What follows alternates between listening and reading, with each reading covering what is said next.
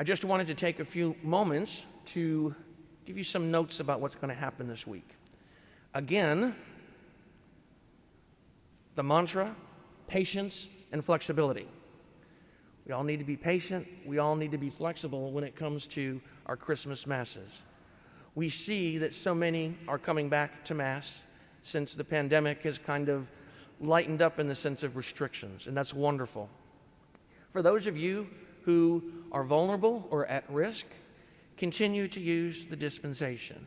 For those of you who have symptoms, please continue to use the dispensation. Don't put other folks in harm's way. But for all others who may be using the dispensation, we really need to think about whether or not we should use it. Just because we can do something doesn't mean that we should do something. And in this case, if we're using the dispensation out of convenience or out of slothfulness or out of laziness, we have to look back on that and say, I need to get back to the faith. I need to receive the Eucharist sacramentally. For those who can't be here or shouldn't be here, I think God understands. I think He'll supply the grace. For those who can be here but aren't, I'm not so sure about that. And I think that we ourselves have to examine what we are doing during this time to make sure that we're living the faith that God has given to us. So the first thing is, I think it's a good time to reflect. I've mentioned this over the months. Let's think about whether or not we should use the dispensation. And if we do, can we compare other activities in our lives that we're not doing as well? And so we're kind of picking and choosing what we want to do, not what we need to do in the sense of practicing our faith. And so we'll look at the dispensation first, and then we do have an expanded Mass schedule on Christmas Eve and Christmas Day. The expanded schedule will have the 4 and the 6 as usual. Those will both be children's Masses. And then we've added an 8 p.m. as well as our usual 10 p.m. And we'll have Masses both in the church and in the gym at 4 and at 6 because we expect the crowds to be big. For those of you who are risk averse, and I've had many people ask me, what Mass should I go to if I'm a little bit worried about big crowds? I would say come to the 8 or the 10 or go in the morning. Although we have a good Mass, we have good crowds in the morning. We do have 3 Masses this year instead of 2, 7:30, 9, and 10:30.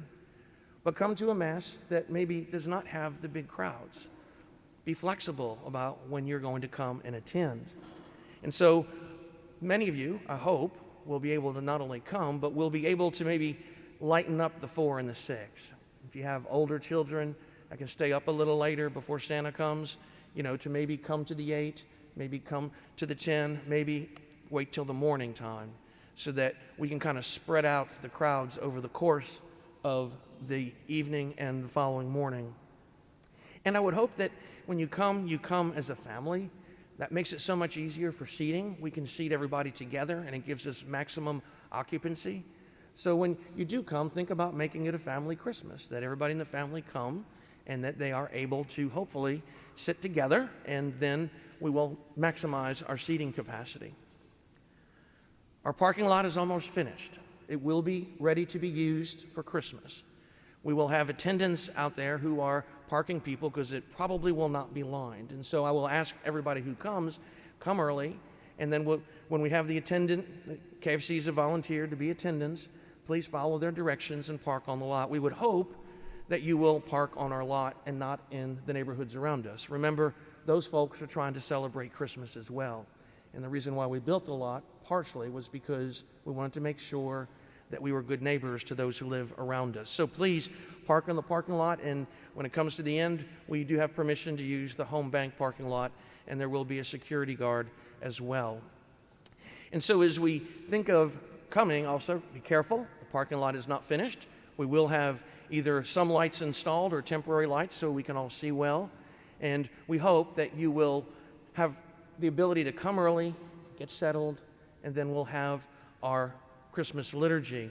But again, like I said, please be careful and please make sure that you watch your steps, so to speak, as you navigate the parking lot.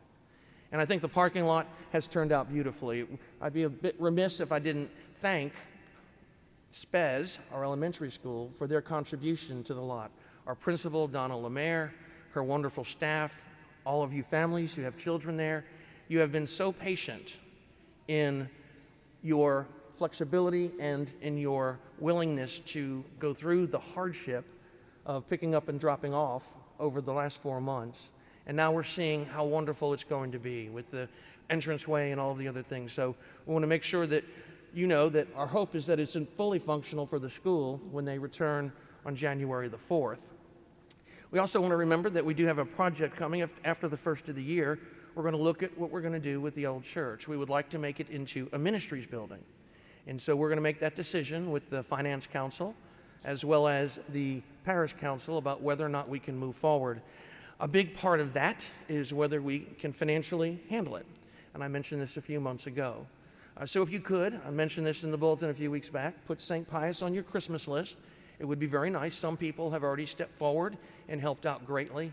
But in the end, the way that we are going to be able to complete that project and also remember pay off the church is in numbers.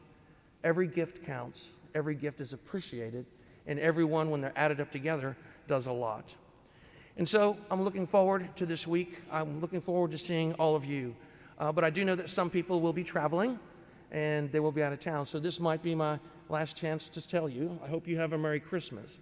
I will be praying for our travelers and praying not just a Merry Christmas, but safe travel to and from wherever they're coming. And then for the rest of you, I look forward to telling you Merry Christmas later this week. But let's pray as we enter into this Christmas season that we ourselves have the proper disposition and allow ourselves to be filled up with the light of Christ. Christmas is a season. It's not a day. And as I like to jokingly say, I will be driving around after Mass Christmas morning, taking down addresses where I see Christmas trees out in the garbage dump or being put out. We celebrate Christmas all the way to the end, some 3 weeks. Let's make sure that we enjoy it in the way that God intends. The great love that He has for us. We have the proper disposition for humility. And then we're able to, He will come to us and give us the grace we need to live a life in His light and in His peace.